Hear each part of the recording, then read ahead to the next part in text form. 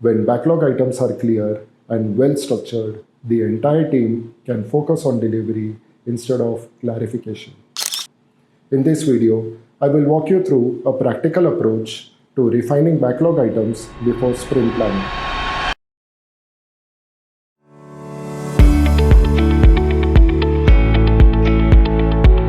Have you ever walked into a sprint planning meeting and realized that half of the backlog items are unclear?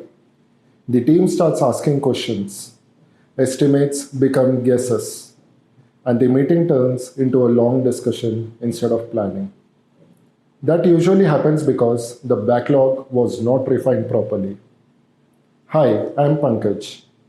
One thing I learned early in my career is that sprint planning becomes efficient only when backlog items are already well refined. In this video, I will walk you through a practical approach to refining backlog items before sprint planning. Step 1.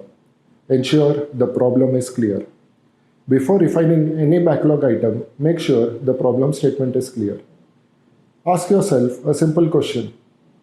What customer problem are we solving? If the backlog item only describes a feature and not the problem behind it, the team will struggle to understand the purpose. A refined backlog item should always start with a clear problem or a user need. Step 2. Write clear user stories. Once the problem is defined, convert it into a clear user story. A simple format works well. As a user, I want to perform an action so that I can achieve a specific outcome. The goal here is clarity. The development team should immediately understand who the user is and what value they are trying to achieve. Step 3. Define acceptance criteria.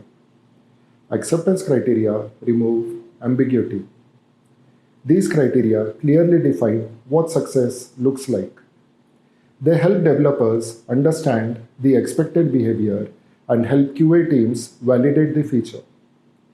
Good acceptance criteria answer questions like, what should happen when the user performs these actions? What are the expected results? Are there edge cases? If the acceptance criteria are missing, the team will spend time during sprint planning trying to figure them out. Step 4. Break down large items. Large backlog items create uncertainty. If a story feels too big or complex, break it down into smaller pieces that can be completed within a single sprint. Smaller stories are easy to estimate, easier to implement, and easier to test.